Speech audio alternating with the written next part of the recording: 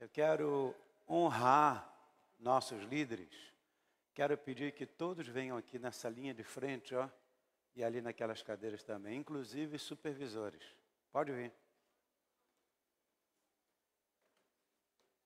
Na linha de frente aqui e pode ocupar aquelas cadeiras ali também.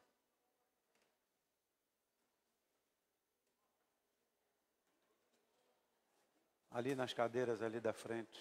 Aí.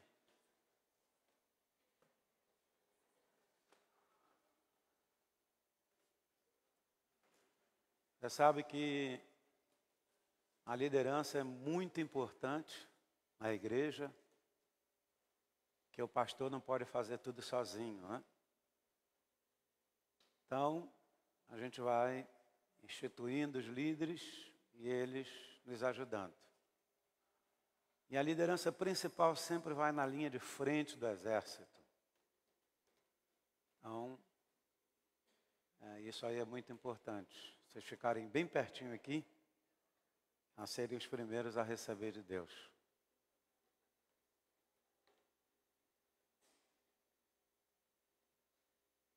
Ontem, na igreja onde lidera o apóstolo Ezequiel Teixeira, tinha quase 3.000 pessoas, e a maioria, tudo líderes, pastores.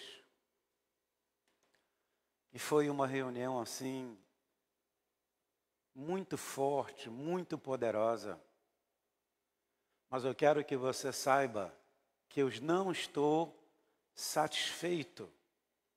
Eu tenho visto muita manifestação da graça de Deus, do poder de Deus, mas ainda assim, eu não estou satisfeito.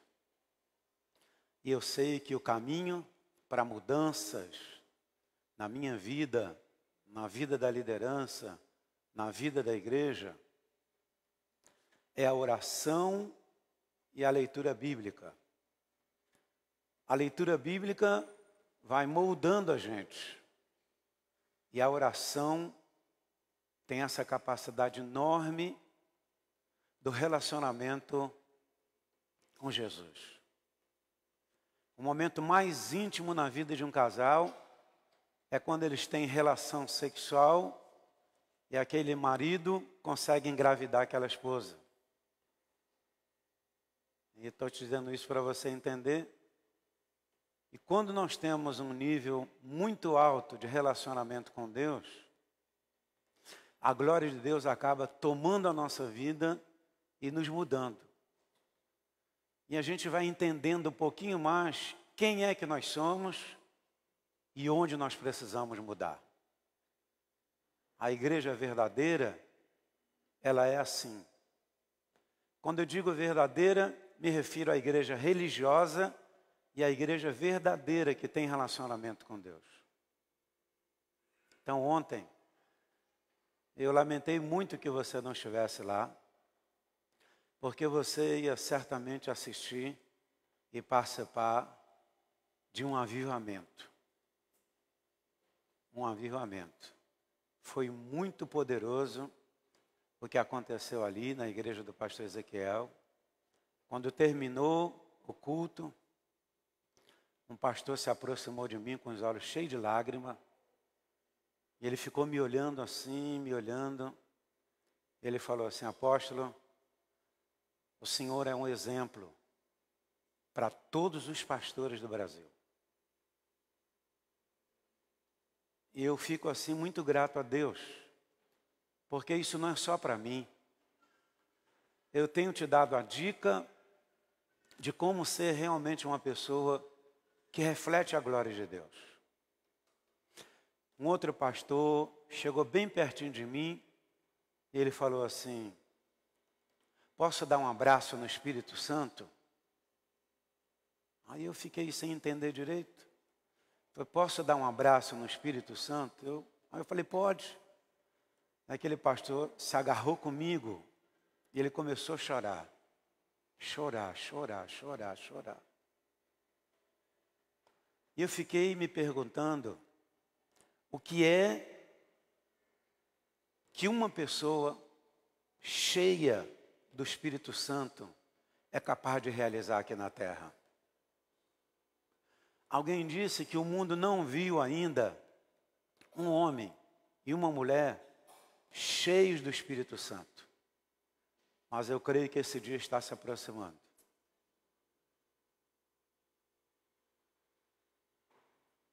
Eu creio que esse dia está se aproximando.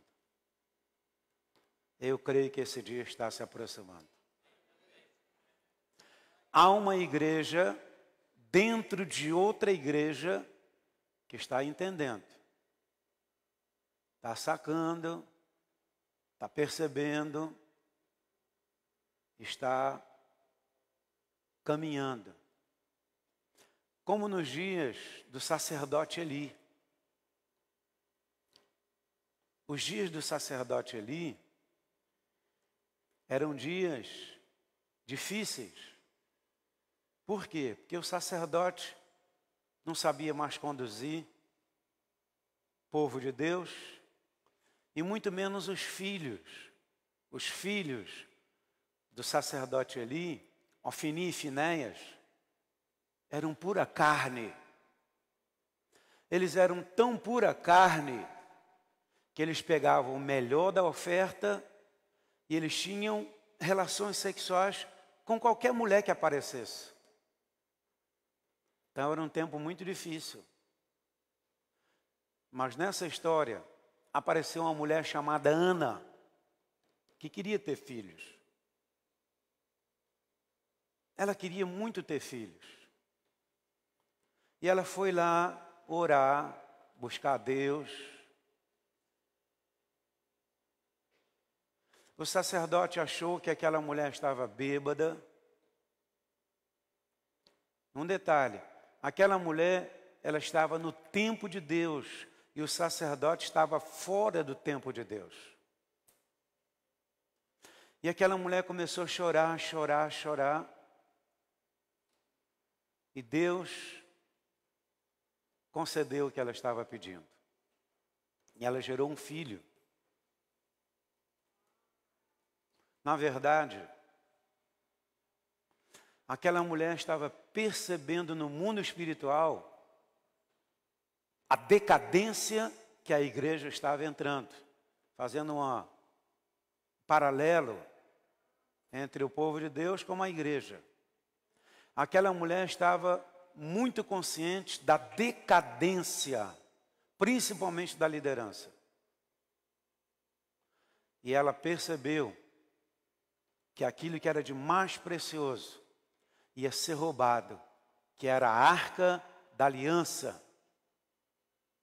Quando eles saíam para a guerra, a arca da aliança ia aí na frente, o sacerdote tocando, e eles venciam todas as batalhas com a arca diante deles. E foi Samuel, filho de Ana. Deus removeu um sacerdote, uma pessoa com muita experiência. Deus removeu esse homem, pasmem, colocou uma criança. Será que isso está acontecendo hoje? Será que a igreja de hoje está no tempo de Deus ou fora do tempo de Deus?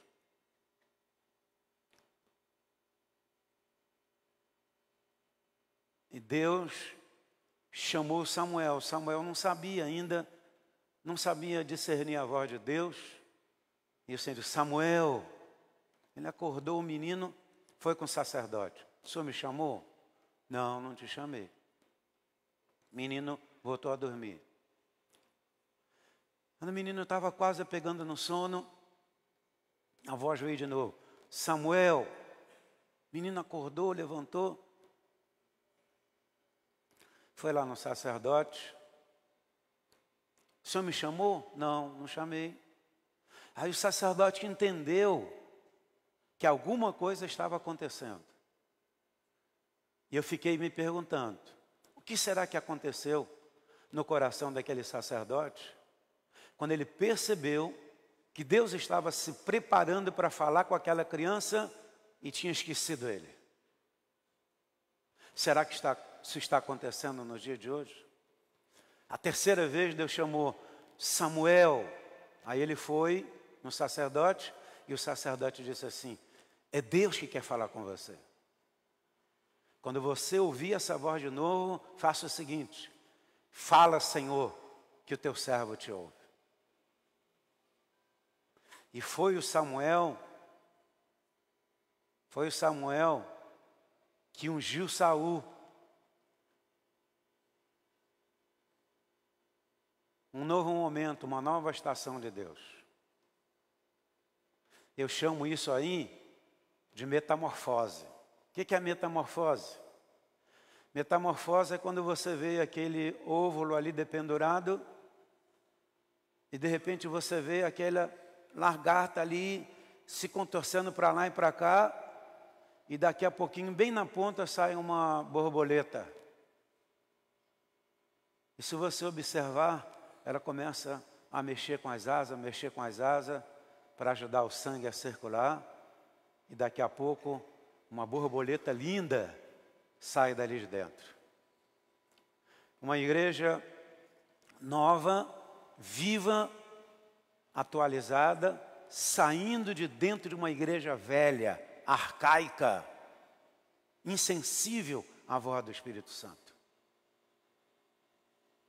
Isso me faz lembrar a parábola das 10 virgens, porque todas elas eram virgens. Só que umas tinham azeite e as outras não. E afinal, quem foi que entrou para as bodas do cordeiro? Aquelas que tinham a lâmpada e o azeite. Nem todo aquele que é de Israel é israelita. Porque não é só eu dizer que sou israelita que vou participar das coisas gloriosas que têm a ver com a eternidade. Não basta só dizer que eu sou crente e não viver a palavra, ou pelo menos se desesperar para viver a palavra. E eu quero te dizer, seria muita perda de tempo a gente levar 10 anos, 20 anos, 30 anos servindo a Deus, e no momento chave na história da humanidade, a gente ficar por aqui e uma outra igreja aí sendo levada no arrebatamento. Eu acho que não teria coisa pior do que isso acontecer. Será que nós estamos no tempo de Deus? Curve sua cabeça por um instante. Querido Deus Espírito Santo, muito obrigado por mais essa noite. E obrigado, Senhor, porque tuas mãos estão sobre a nação brasileira. Em resposta ao clamor de milhares e milhares de servos do Senhor, o Senhor resolveu intervir na nação brasileira. Estamos crendo que a partir de hoje, logo mais, com o resultado das eleições, nós vamos entender como é que, quando Deus quer fazer, Ele faz da maneira mais improvável, porque é o Senhor que coloca reis e remove reis. Não importa se ele tem muito dinheiro, não importa se ele é muito famoso, se o Senhor quer mudar, o Senhor muda mesmo. Minhas mãos são tuas mãos. Tuas mãos são minhas mãos. Minha mente é tua mente. E a tua mente é a minha mente. Aliás, a Bíblia diz que nós temos a mente de Cristo. E eu quero me apropriar agora da mente de Cristo. Cheia de ciência, conhecimento, inteligência e sabedoria. A sabedoria que vem do céu. Meus pés são teus pés e os teus pés são meus pés. Meu corpo é teu corpo e o teu corpo é o meu corpo. Quando Satanás quer se expressar na terra, ele sabe dessa lei e ele procura nem que seja um corpo de um cachorro para ele entrar. E o Senhor também. Quando o Senhor quer se expressar na terra, o Senhor precisa de um corpo.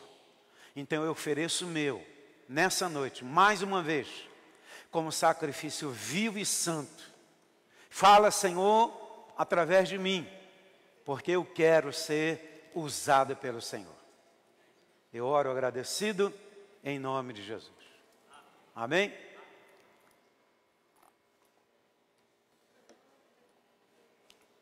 Meu primeiro carro foi um Fusquinha, ainda lembro da placa dele, OZ 1944. Era um Fusquinha azul, eu comprei do pastor Ronaldo Barros. Tirei a minha carteira e tal, e falei, hoje nós vamos para a igreja de carro. Não me lembro, eu sei que o Léo estava ali, eu, Denise e Léo, meu primeiro filho. Quando eu cheguei ali em Rocha Miranda, começou a invadir um cheiro de queimado o carro. E me deu aquele desespero, marinheiro de primeira viagem. Eu falei, parei o carro e falei, vamos sair rápido, que esse negócio vai incendiar. Saiu todo mundo correndo de dentro do carro para fora. Mas eu tinha esquecido de soltar o freio de mão do carro. Vim de lá de Anchieta até quase em Rocha Miranda. Queimando. Uma outra ocasião, foi muito interessante, porque um carro automático, você só pisa no acelerador. Você pisa no acelerador, ele vai, quando ele atinge certa velocidade, automaticamente ele muda a marcha. Então, a velocidade vai pedindo outra marcha e o carro automático entra na segunda, na terceira, na quarta. Quantos tem carro mecânico aqui? Vamos ver, carro mecânico. Mecânico é que você tem que passar a marcha. Automático é o meu caso, o meu carro é automático, então eu só piso no acelerador e freio. Uma pessoa que não sabe ainda dirigir um carro automático, ela pode causar problema.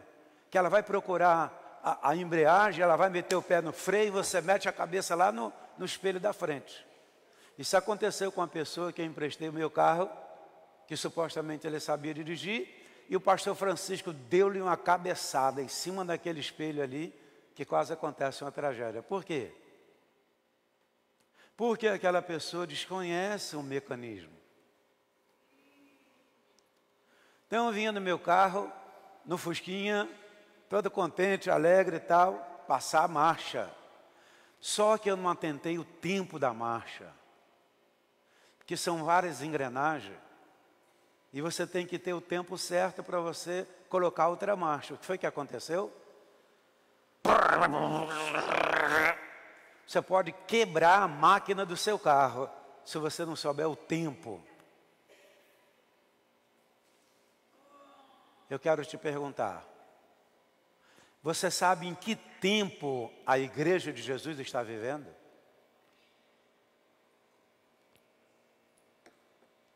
Outra pergunta. Será que eu e você estamos vivendo esse tempo que Deus está querendo que a sua igreja viva? Para e pensa. Será que eu venho aqui só pagar os meus votos, como se fazia no Velho Testamento? Ou nós estamos aqui porque tememos a Deus?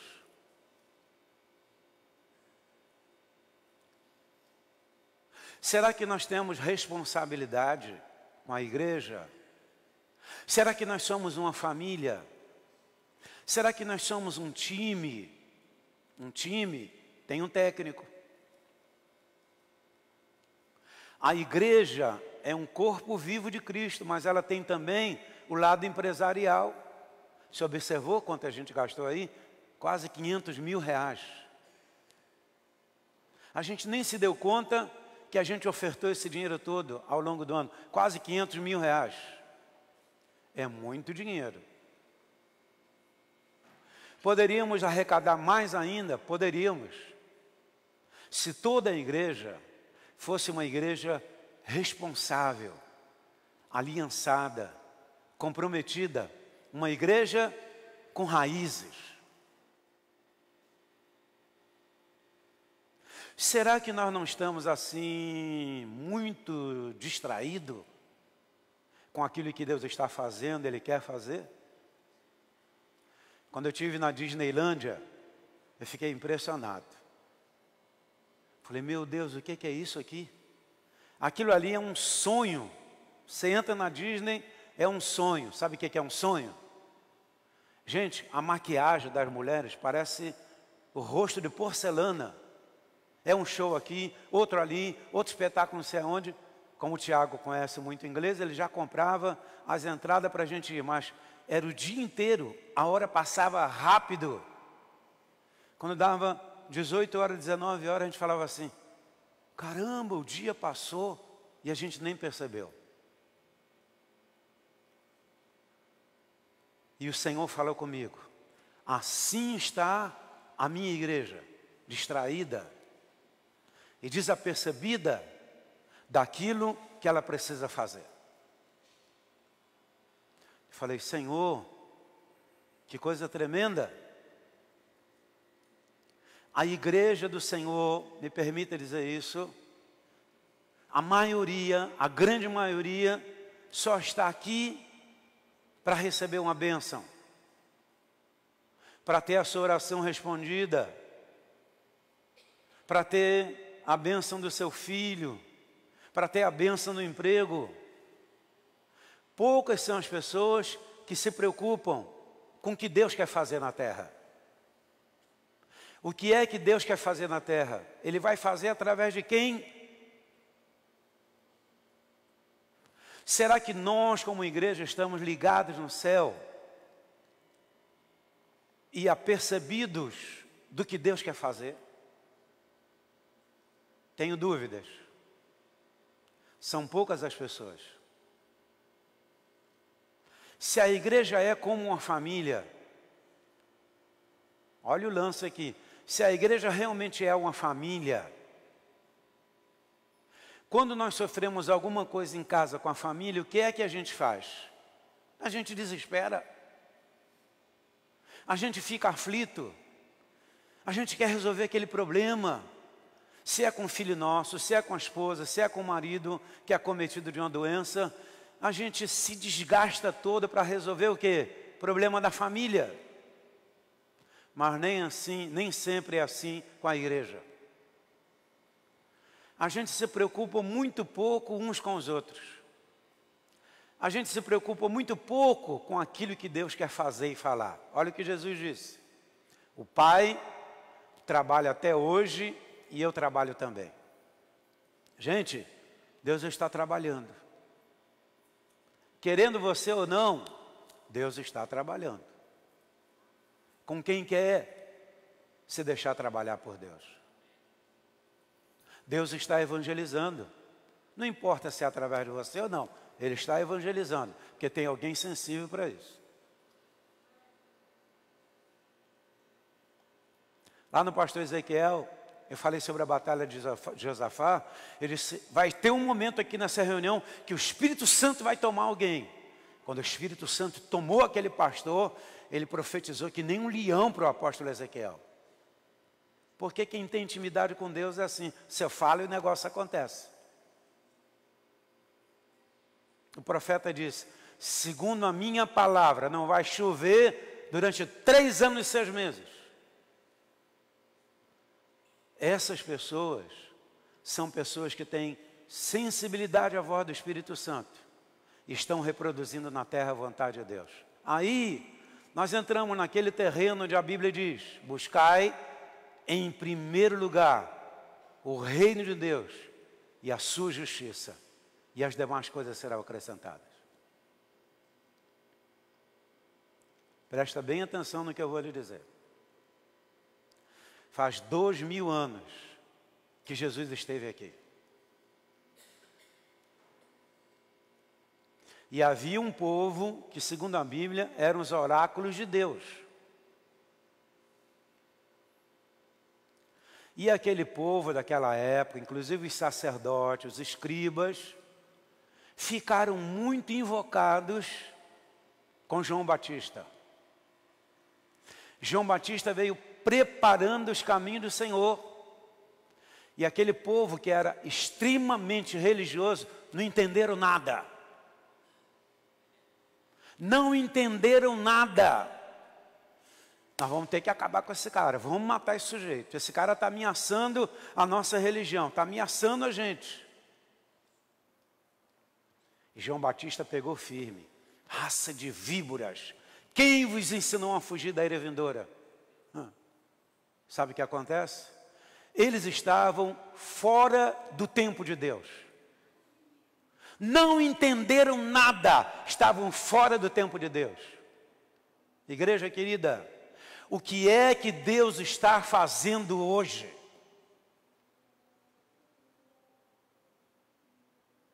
Será que nós estamos distraídos com as nossas coisas, esquecendo que existe uma eternidade?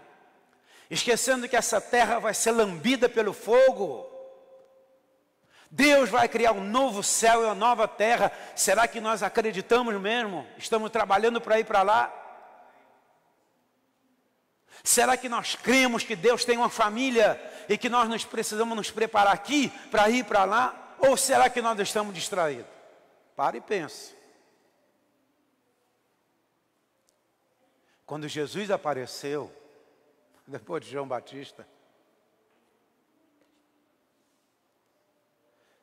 que Jesus começou a curar os enfermos, que Jesus começou a ressuscitar mortos, os principais religiosos disseram: esse cara aí tem demônio. Esse cara tem demônio. Nós vamos ter que arrumar um jeito de matar esse camarada, porque ele está cheio de demônio. E ele cura através de Beelzebul, ele está cheio de demônio. Por que eles disseram isso? Porque eles estavam fora do tempo de Deus. Não tem coisa pior do que uma igreja estar fora do tempo de Deus. Ela não consegue discernir o que Deus está falando. Ela não consegue discernir o que Deus está fazendo. E muito menos ela participa daquilo que Deus está fazendo e quer fazer.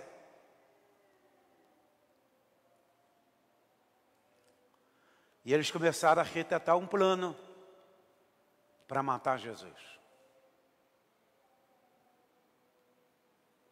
Em todas as perguntas daqueles sacerdotes, Jesus dava um olé neles. Pá, quebrava todos eles com a palavra. E quando eles se viram ameaçados, olha o lance. Eu estou lhes falando sobre metamorfose, uma igreja arcaica, velha, saindo como uma igreja nova. Porque isso tem a ver com as estações de Deus. Há uma igreja hoje no mundo que está ligada com o céu, antenada no que Deus está fazendo, e esse povo está contribuindo 100% para que Deus realize sua obra e que venha o seu reino na face da terra. Olha o lance aqui. Será que nós estamos preparados para o novo de Deus? Porque é possível que o novo de Deus assuste a gente. Se nós estivermos desconectados do céu, nós vamos achar aquilo ali muito esquisito. Nós vamos achar que aquele irmão está cheio de demônio, quando ele está cheio do Espírito Santo. Porque foi isso que disseram sobre nosso Jesus, sobre nosso Mestre.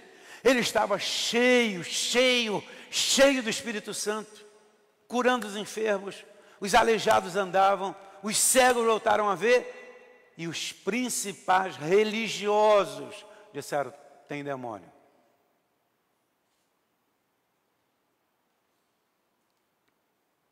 Presta atenção.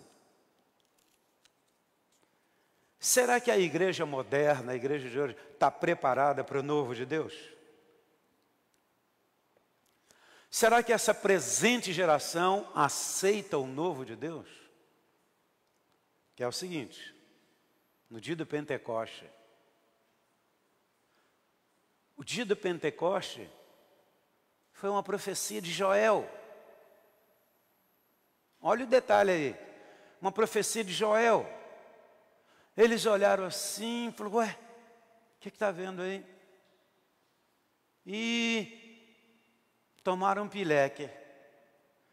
E olha só, tudo bebum, tomaram uma cachaça violenta.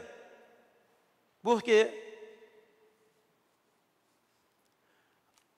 Ou desconheceram a profecia de Joel sobre o derramamento do Espírito Santo, ou fizeram ouvido de mercador. Porque o que estava acontecendo ali em Atos capítulo 2, no dia do Pentecoste, foi uma promessa. Jesus foi glorificado e o Espírito Santo foi derramado. E eles disseram que os nossos irmãos estavam bêbados. Por quê? Não liam a palavra, não estudavam a Bíblia, não sabiam nada da Bíblia. E se você não sabe nada da Bíblia, quando o novo de Deus chegar, você vai nos acusar de que nós estamos bêbados. Bêbados ou cheios do Espírito Santo? Bêbados ou cheios do Espírito Santo? Sabe quem é que vai dizer que nós estamos bêbados? Sabe quem é que vai dizer que nós estamos bêbados? Aqueles que desconhecem a palavra e não estudam a palavra. Por isso que Jesus disse: errais, porque não conheceis as sagradas Escrituras e o poder de Deus. No dia do Pentecostes, o maior acontecimento da história, depois da ressurreição de Jesus, o maior acontecimento da história. Eles não se deram conta que Deus estava trabalhando. Está gravando aí? Está gravando? Mensagem poderosa, rapaz. O Espírito Santo está falando comigo aqui.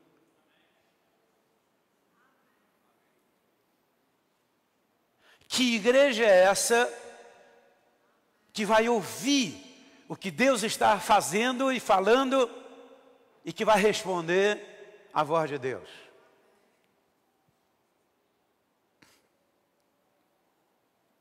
Meu Deus, eles não se deram conta que eles estavam vivenciando um dos momentos mais poderosos da história.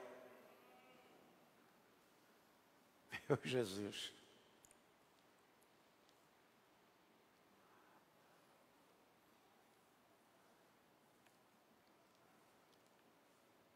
Eu sei que você está pensando, e eu também. Eu tenho dito: Senhor, tem misericórdia de mim, eu não quero ficar fora. Ora, estavam habitando em Jerusalém judeus, homens piedosos, vindo de todas as nações debaixo do céu. Quando, pois, se fez ouvir aquela voz, afluiu a multidão, que se possuiu de perplexidade, porquanto cada um os ouvia falar na sua própria língua. Estavam, pois, atônitos, e se admiravam, dizendo: vede, não são porventura galileus todos esses que estão aí falando? E como os ouvimos falar, cada um na nossa própria língua materna?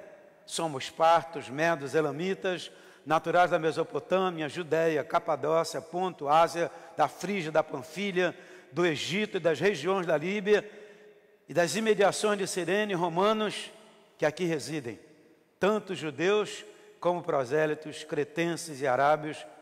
Como os ouvimos falar em nossas próprias línguas as grandezas de Deus? Todos atônitos e perplexos interpelavam uns aos outros: o que quer dizer isso? Eles estavam tapados. Meu Deus, Senhor, tira as vendas dos meus olhos, tira as escamas dos olhos da igreja. Nós queremos ver o que o Senhor está fazendo e não queremos perder tempo, e nem queremos ficar distraídos. Meu Deus, o que quer dizer isto? Outros, porém, zombando, diziam: estão embriagados, bêbados ou cheios do Espírito Santo. A reação deles era essa, que não tinham intimidade com Deus, não sabiam nada sobre Deus, eram pessoas indiferentes, eram religiosos. Os religiosos sabem tudo sobre Deus, mas não tem a vida de Deus em si. Não se preocupe em se consagrar, não se preocupe em se santificar, não se preocupe em vencer a carne. O maior inimigo que nós temos é a carne. A carne odeia ler a Bíblia. A carne odeia orar. O pastor chegou e falou: apóstolo Ari, toda sexta-feira são 10 horas conectado com o céu. Eu falei: sim.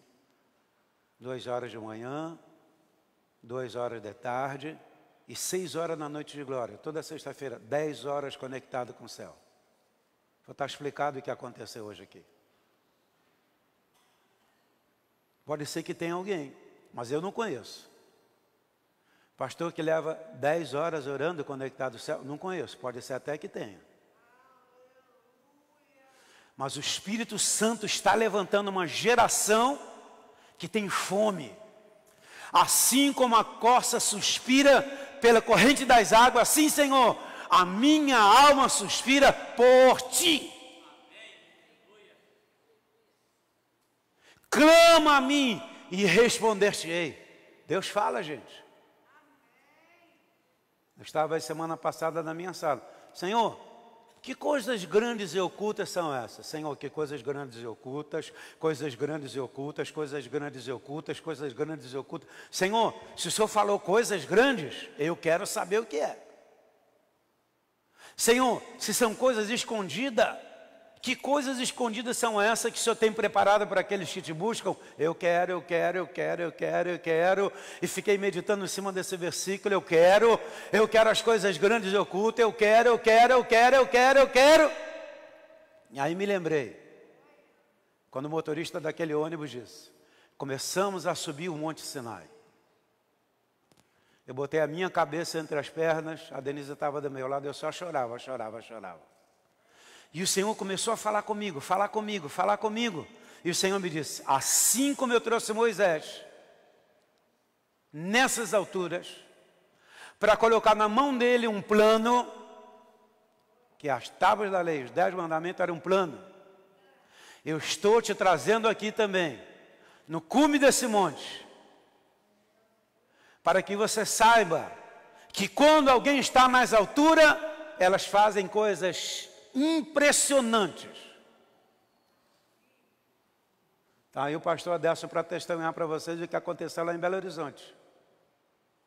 Ministério de Música da Igreja da Lagoinha estava lá. O cara ficara assim, ó. Quando eu comecei a chamar a unção dos 26 anos, vou chamar agora a unção que está aqui nos meus ombros, de 26 anos, de jejum e oração, pá, receba. Foi um negócio...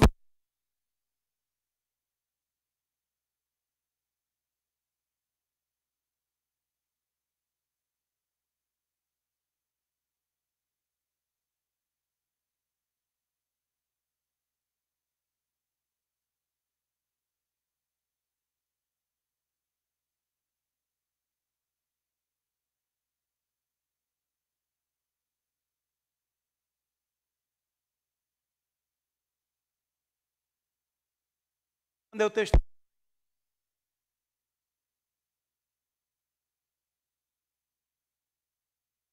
que todos nós estamos conectados com o que Deus está falando à igreja.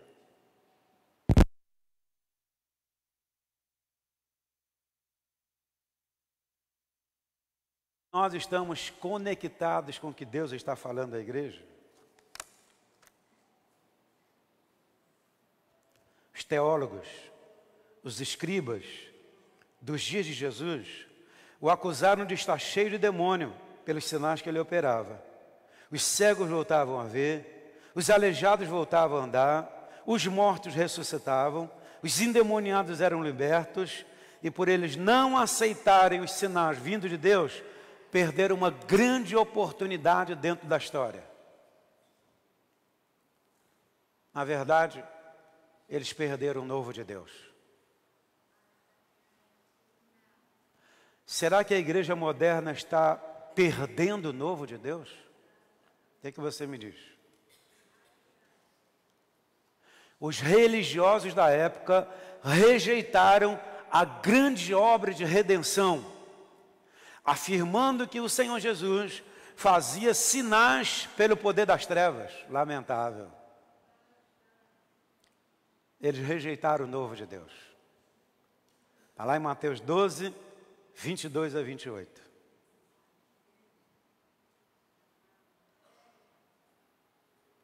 Pior do que isso, é que quando Jesus deu aquela escarrada assim na terra, fez um lodo e curou o cego, rapaz, colocou os religiosos da época de cabeça para baixo, os caras ficaram aloprados. Se você ler essa passagem, você vai dar muita risada. Muita risada. Porque tem um momento aí que pergunta os pais, ele realmente é seu filho? Foi Jesus que curou mesmo ele?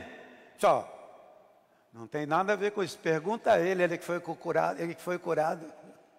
Por quê? Porque aquilo era uma blasfêmia. Os caras não aceitavam de jeito nenhum, os religiosos da época, o que estava acontecendo. No nariz deles, eles faziam ouvido de mercador. Se faziam de cegos. Meu irmão, quantos milagres tremendos estão acontecendo com a igreja hoje. Quantas coisas poderosíssimas estão acontecendo hoje. Quando saímos daquela igreja de Belo Horizonte, o pastor mandou uma mensagem para mim. Apóstolo Ari, a partir de hoje, vou orar 3 horas todos os dias. Vou orar 3 horas todos. Sua vida me desafiou. E eu quero perguntar à minha igreja querida, você está disposto a orar 3 horas por dia? Você está disposto a ser uma colaboração para que um avivamento sem precedente venha sobre essa igreja? Você está disposto a pagar o preço? Tem a ver com prioridade. Hoje me parece que não fazem mais isso, mas antigamente tinha que velar o corpo. O cara passava a madrugada inteira ali diante do cadáver do seu pai, da sua mãe, do seu tio e da sua tia. Porque era prioridade. Nós temos prioridade de oração hoje. Será que nós vamos ficar vendo todo mundo entrar na bênção, todo mundo progredir, todo mundo sendo curado, restaurado, e eu vou ficar para trás? Eu não posso viver da bênção alheia. Eu não posso viver do sucesso alheio. Eu tenho que ter o meu próprio sucesso e a minha bênção. Saul tentou colocar uma armadura no Davi. Davi falou, eu não consigo andar com esse negócio, não consigo. Acabou tirando. Por quê? Ele sabia que não podia ter vitória debaixo das vitórias de Saul. Ele tinha que ter suas próprias vitórias. Outra coisa importante que eu vou te dizer, nós discipulamos pessoas para Jesus. Nós não discipulamos ninguém para nós. Se você está discipulando alguém para você mesmo, está incorrendo num grande erro.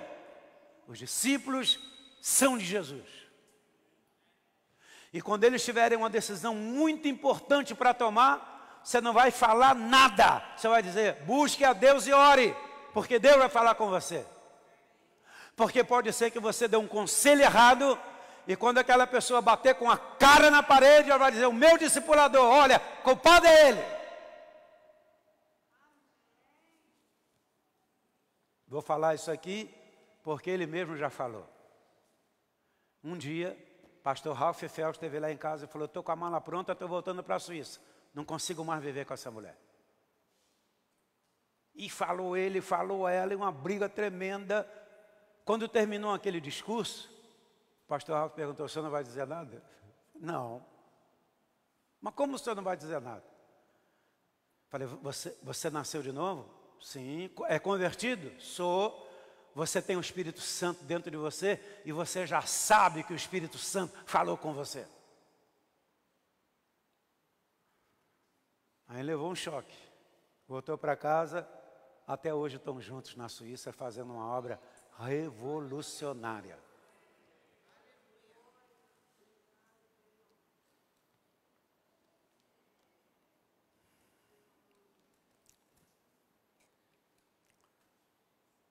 Então lhes trouxeram um endemoniado, cego, mudo, e ele o curou, passando o mudo a falar e a ver. E toda a multidão se admirava e dizia: é este porventura o filho de Davi? Mas os fariseus, ouvindo isto, murmuravam. Por que eles murmuravam? Desconhecer o tempo de Deus. Murmurar é falar mal da liderança. Murmurar é falar mal dos pastores, dos líderes. Murmurar é desonrar a Deus.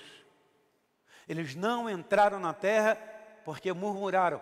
Murmurar é um pecado grave. Por que eles murmuravam? Porque eles estavam fora do tempo de Deus. Um povo que está fora do tempo de Deus é um povo murmurador, ele reclama de tudo. Bem diferente do que aconteceu com Jó. Mas os fariseus, ouvindo isto, murmuravam: este não expele demônios, senão pelo poder de Beelzebu, maioral dos demônios. Jesus, porém, conhecendo-lhes os pensamentos, disse: todo reino dividido contra si mesmo ficará deserto. Não tem coisa pior do que uma igreja, metade quer fazer e metade não quer. Metade diz sim, metade diz não. Um reino dividido contra si mesmo não sai do lugar, não avança. É o que Jesus está ensinando aqui. E por que metade obedece e metade desobedece? Porque eles estão fora de sintonia com o que o Espírito Santo está dizendo hoje. Eles não têm vida de oração. Eles não são sensíveis à voz de Deus. Eles não têm o temor do Senhor, que é o princípio da sabedoria. Sabe o que é que temor a Deus? Temor a Deus é quando você está prestes a fazer uma loucura e o Espírito Santo lá dentro de você diz assim: não, não, não, não, não, não. E mesmo assim você vai na carne. E o Espírito Santo, não, não, não, não. Até que o Espírito Santo diz: ah, é? É o que você quer mesmo? Pode ir. Se arrebente todo. Foi o que aconteceu com Davi. O Senhor disse: não, não, não, não. Até que ele foi cedendo a carne, o diabo pôs um capuz preto na cabeça dele, se arrebentou com a Betseba e arrebentou a família toda. E nunca mais a família de Davi foi a mesma. Pode olhar aí na história. Não tem coisa pior do que um pastor adulterar. Quando ele adultera, ele se arrebenta todo, ele fica parado, ele não avança, não consegue crescer, não consegue. A meu ver, não tem coisa pior do que um adultério. Não tem coisa pior do que um adultério. O cara arrebenta com a família, seja o marido ou seja a mulher. Arrebentam com a família. E para recuperar depois, olha, só a misericórdia de Deus mesmo. E por falar nisso, Deus nos livre que isso aconteça com você. Mas todos vocês aqui podem pecar, errar, falhar, quem sabe até adulterar. Vamos trabalhar com você, vamos restaurar a sua vida. Mas se eu e a minha mulher cometerem um adultério, a igreja acabou. Se eu e minha esposa fizermos isso, acabou. Qual é a acusação moral que você tem contra a minha vida? Nenhuma. Porque a igreja brasileira reconhece quem eu sou. E não estou exaltando a mim mesmo. Pode ir em qualquer lugar, ligar para qualquer pastor que você conhece. Ele sabe que aqui tem realmente homens de Deus e mulheres de Deus. Essa igreja que nós fomos em Belo Horizonte, eles querem saber qual é a próxima programação daqui. Essa igreja está colada com a igreja da Lagoinha. Eles querem saber qual é a programação. Nós queremos conhecer a sua igreja. O que aconteceu aqui pela sua vida é desse. Imagina lá com a sua igreja o que é que não acontece lá. Eu tenho uma credencial. A minha credencial é a minha família. Eu, minha esposa, o Léo, o Tiago, a Larissa. Essa é a minha primeira igreja. A minha segunda igreja são vocês. E da mesma forma que eu levo a minha família, eu procuro levar a igreja. Você querendo ou não. Porque tudo que um pai quer é o sucesso dos seus filhos. É o sucesso. A Bíblia diz que os pais entesouram para os filhos. Não tem coisa melhor para um pai ver o seu filho prosperar e progredir e ser uma bênção. Você pode dar uma glória? Pode dizer amém? O que mais, apóstolo?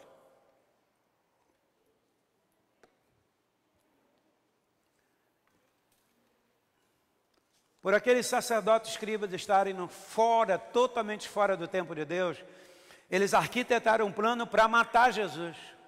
Uma igreja fora do tempo de Deus, ela pode matar Jesus no meio dela. Pode ter cântico, pode ter louvor, pode ter oferta, pode ter de tudo. Mas escuta, cadê a presença de Deus? Cadê Jesus? Uma igreja fora do tempo de Deus, ela pode matar Jesus no meio da congregação. Olha como sua igreja está elétrica. Olha como é que tem sido o louvor da sua igreja. Sabe por quê? Tem uma turma aqui pagando preço. Jovens, adolescentes, crianças.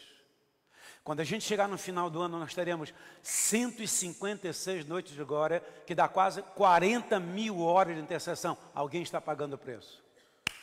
Alguém está colocando lenha aí nessa fogueira para manter o fogo aceso. O fogo não pode parar de arder no altar. O que é isso? Uma igreja que quer ouvir a voz de Deus. Uma igreja que quer andar no que Deus está falando. Jesus foi condenado injustamente, morto por pessoas que não aceitaram o novo de Deus. Um dos nossos jejuns de 40 dias, lá na estrada Padre José, a pastora Sandra estava bem sentada do meu lado, do lado da Denise. No meio daquela unção, eu só vi quando ela esticou a perna assim, pá, jogou o sapato para lá, o outro sapato para lá, ficou na ponta dos dedos, de olhos fechados. E ela saiu dançando assim, pelo meio. Quem que estava lá e viu isso? Ah lá. Olhos fechados, hein? Ela foi dançando, dançando, dançando, dançando. De repente ela parava próximo de uma pessoa assim, de olhos fechados, e começava a ministrar sobre a vida daquela pessoa. Com a mão assim a certa distância do corpo da pessoa, a ministrar. Falei, Jesus, o que é isso aí? Esse negócio está muito estranho, Jesus. Falei, Senhor, o que é isso? Ele falou assim, isso é a dança dos querubins. Os querubins dançam dessa forma. Teve um pastor que me contou que no México, o ministério de dança de uma igreja lá no México é tão poderoso, que quando as irmãs começam a dançar, é uma unção tremenda que vem sobre as pessoas. E elas vêm assim próximo dos enfermos em especial, e elas começam a dançar diante daquele enfermo, e o enfermo é curado, através da dança. Falei assim, Senhor, eu entendi. Se eu como pastor tive essa dúvida, se aquilo era de Deus ou não, imagina você. Que igreja é essa dos últimos dias, que está sintonizada com o que o céu está fazendo? Pare e pense. Corremos o risco de matar o novo de Deus por andarmos distante do Senhor, sem intimidade com Ele, sem intimidade com a palavra. Pior do que isso, desconhecermos as profecias. Essa geração corre o risco de matar o novo de Deus. Mas há uma igreja surgindo na face da terra que vai entender qual é o novo de Deus. A Bíblia diz que o dom de Deus é irrevogável. Alguém disse, Deus nunca tirou o avivamento da igreja. Nós, pelas nossas atitudes, é que tiramos o avivamento da igreja. Está na hora de nos arrependermos, pedimos perdão ao Senhor e declarar: Senhor, essa obra gloriosa que um dia o Senhor começou nesse ministério, nós queremos descobrir qual é o segundo passo, qual é o terceiro passo, qual é o quarto passo. Nós queremos fazer a Tua vontade.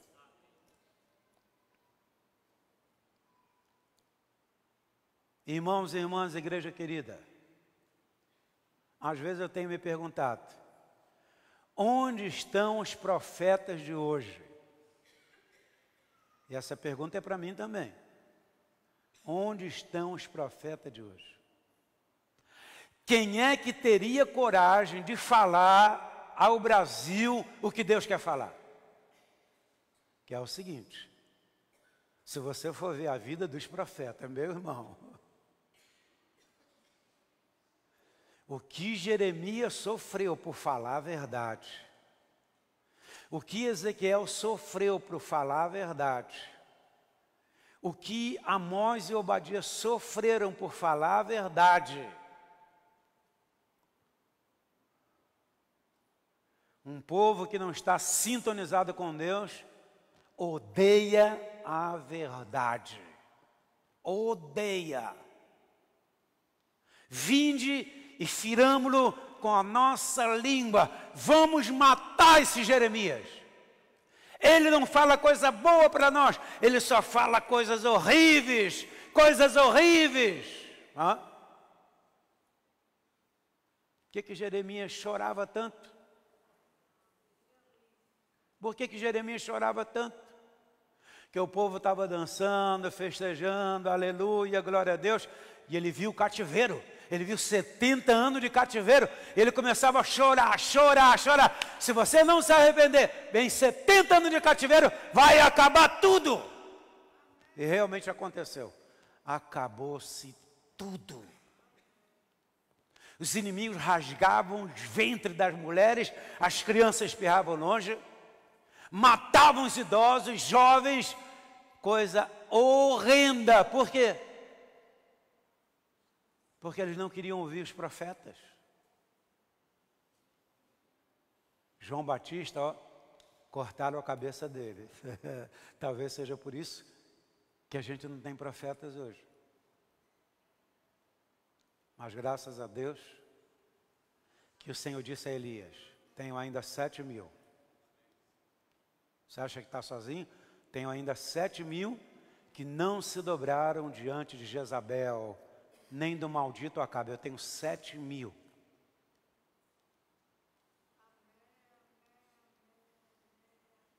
Quantos podem dar um glória?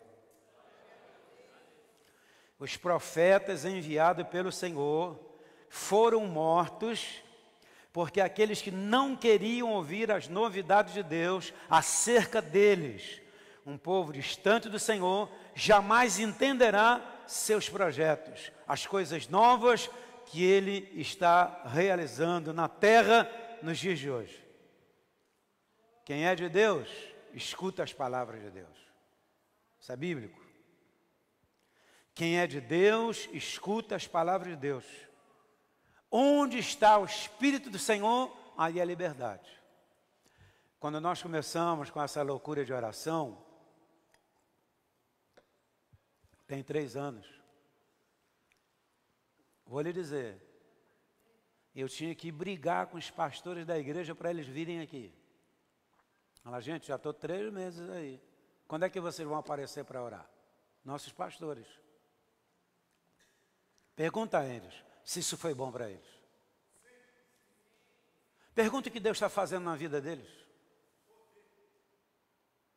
Onde esses pastores vão comigo, que eu dou um espaço para eles pregarem também, a turma fica admirada, fala: o que é isso, apóstolo? Quanto tempo esse pastor está com o senhor? 20 anos, 25 anos, 30 anos. Sua igreja deve ser muito poderosa, hein? Falei, nem tanto, nem tanto. Bem que eu queria. E eu sonho com isso. Onde o suspiro que eu tenho é esse: a igreja seguir o que o seu pastor está seguindo. Eu sempre ouvi que a igreja é o que a liderança é. Sempre ouvi. Eu ouvi uma palavra há quase 30 anos atrás. Tem duas situações numa igreja. Quais são essas duas situações? Quando um líder corresponde e o povo não corresponde, Deus dá um novo povo para esse líder. É o caso de Moisés, Josué. Morreu todo mundo no deserto, Deus deu um povo novo e eles entraram na terra. A segunda situação de uma igreja é, quando o povo corresponde e o líder não corresponde, Deus tira aquele líder e coloca outro no lugar. É o caso que eu falei para vocês de Samuel e o sacerdote ali. Para e pense. Para e pense. Que igreja somos nós? Nós estamos ouvindo a voz de Deus. Nós estamos seguindo o nosso líder. Olha o que diz a Bíblia. Quando Moisés se levantava, vem até aqui, pastor Orlando, por favor, rapidinho.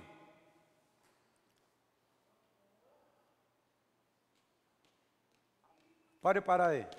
Olha para lá. Ele está representando Deus. Lá do Velho Testamento.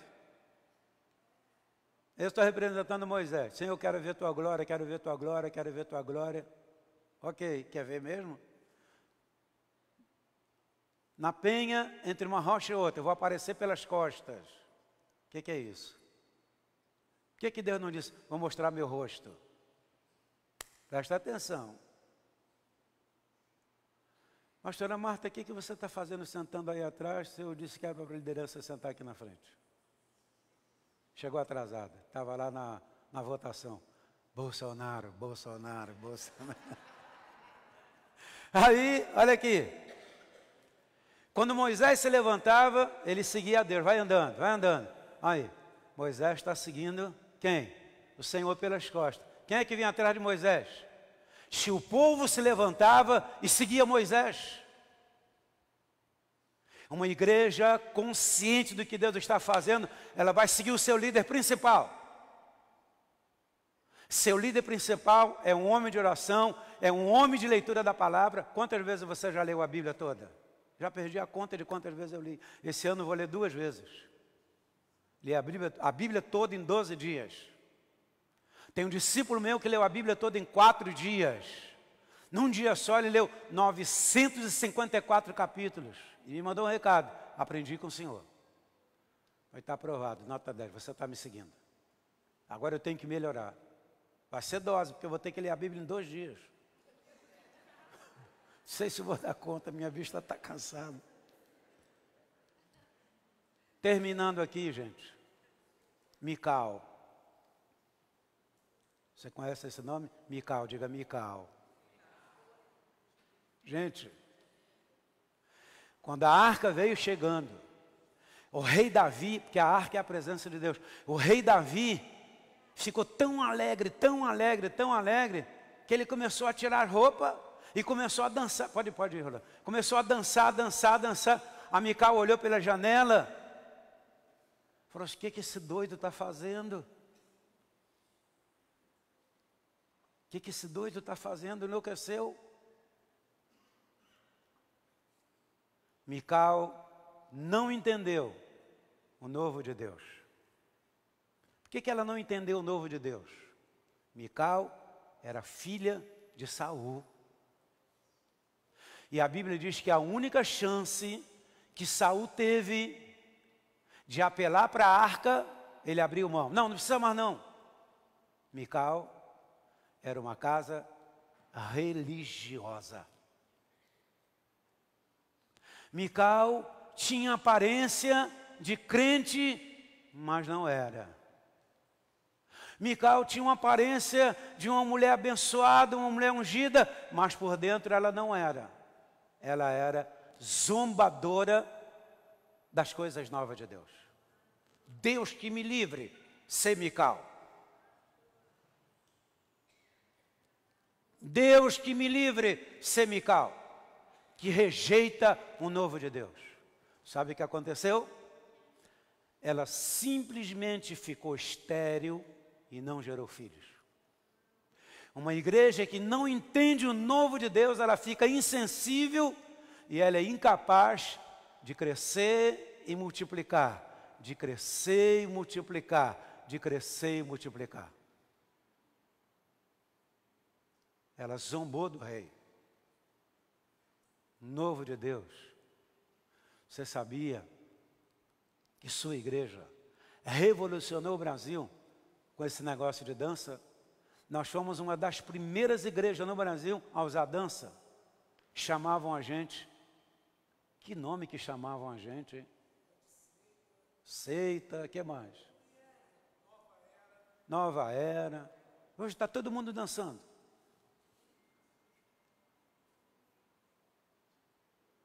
O apóstolo Ezequiel Teixeira falou de uma festa maravilhosa de criança e tal, mais doce que o mel. Quem é que inventou mais doce que o mel?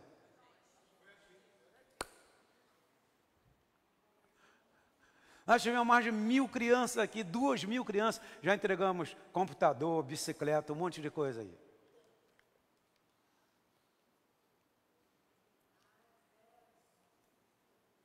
Eu sei que essa palavra tocou o seu coração. Sua vida a partir de hoje vai mudar. Porque você não vai ficar à margem do que Deus está fazendo. Quero chamar o Ministério de Música. Tem umas canções aí poderosas, que eu gostaria que nós terminássemos com essa canção, que falasse de avivamento, que falasse da volta de Jesus, que falasse do reino de Deus.